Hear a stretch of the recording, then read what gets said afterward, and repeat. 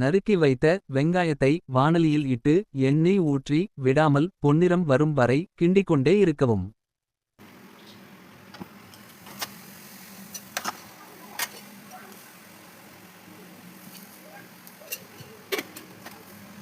வாணலியில் வெங்காயம் எளிதில் நன்கு வதங்க சேர்க்க வேண்டிய உப்பில் பாதி உப்பை வெங்காயம் வதங்கும் போது சேர்த்து கொள்ளவும்.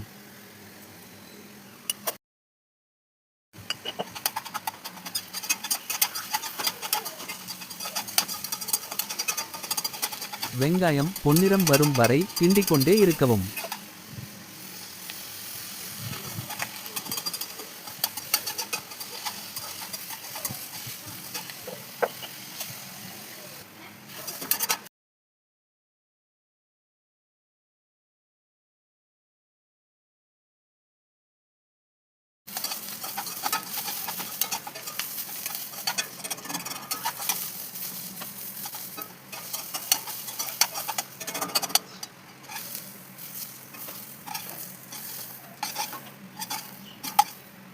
இப்போது சிறு துண்டுகளாக வெட்டி வைத்த தக்காளி துண்டுகளை எண்ணெய் விட்டு நன்கு வாணலியில் நீர் வற்றி சுருங்கி வரும் வரை வதக்கவும்.